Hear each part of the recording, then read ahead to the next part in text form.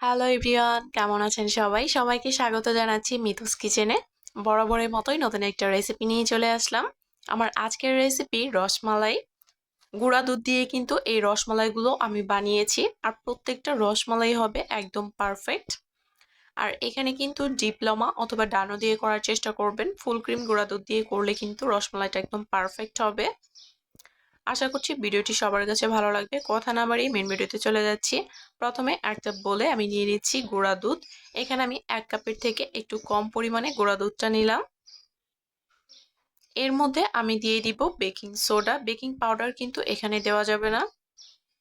Baking soda দিয়ে দিয়েছি এখানে আমি 1/4 চা চামচ। আর দিয়ে দিব আমি এখানে ঘি। ঘি দিয়েছি এখানে আমি প্রায় 1 চা চামচ।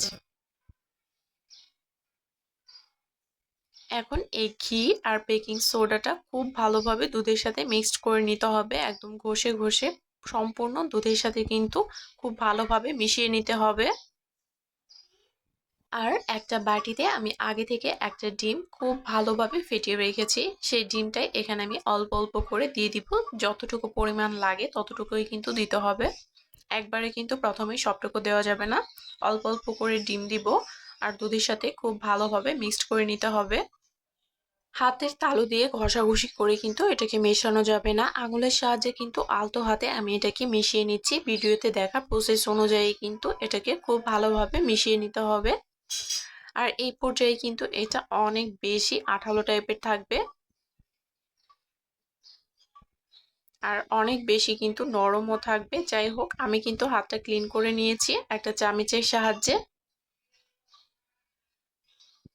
5 মিনিটের মতো এটাকে রেস্টে রেখেছিলাম। তারপর কিন্তু এখন আমি এখান থেকে রসমালাইয়ের শেপগুলো দিয়ে দিব। চেষ্টা করতে হবে ওপরে যেন কোনো রকম ক্র্যাক না থাকে। অনেক মোলায়েম করে কিন্তু রসমালাইগুলো বানিয়ে নিতে হবে। আপনারা চাইলে এখানে গোল বা লম্বা যে কোনো শেপ দিয়ে কিন্তু রসমালাইগুলো বানিয়ে নিতে পারেন। আমি আজকে গোল শেপ করে কিন্তু বানিয়েছি। এখন এগুলোকে সিদ্ধ করে নেওয়ার পালা। একটা প্যানে আমি নিয়ে নিয়েছি লিকুইড দুধ। এর মধ্যে আমি দিয়ে দিলাম স্বাদ মতো চিনি, আর দিয়ে দিয়েছি আমি 3টা এলাচ। এটাকে খুব ভালোভাবে জাল করে নিতে হবে। তার মধ্যেই কিন্তু আমি রসমালাইগুলো দিয়ে ঢাকনা দিয়ে ঢেকে দিয়েছি।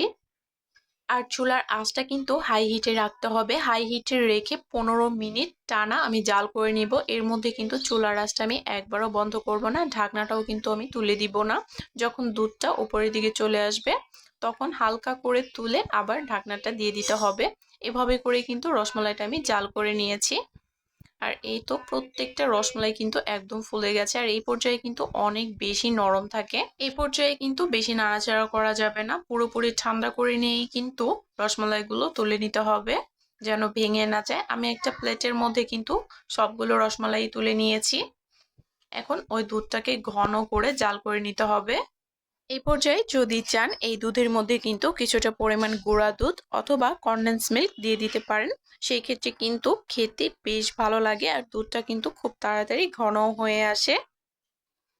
খুব ভালোভাবে ঘন করে জাল করে নিয়েছি। তারপর এই মালাইগুলো আমি দিয়ে দিচ্ছি। আর রসমালাইটা দেওয়ার পরে কিন্তু খুব বেশিক্ষণ জাল করার কোনো প্রয়োজন নেই। 2 মিনিটের মতো জাল করে কিন্তু এটাকে নামিয়ে ফেলেছি। আর হ্যাঁ, এখানে আরো একটা টিপস, যখন এই রসমালাইটা সিদ্ধ করতে দিয়েছি তখন কিন্তু দুধের সাথে অনেক বেশি পরিমাণ জল দিয়ে দিয়েছি। দুধের ডাবল কিন্তু জলটা দিয়ে দিতে হবে, যেন রসমালাইটা খুব ভালোভাবে সিদ্ধ হতে পারে।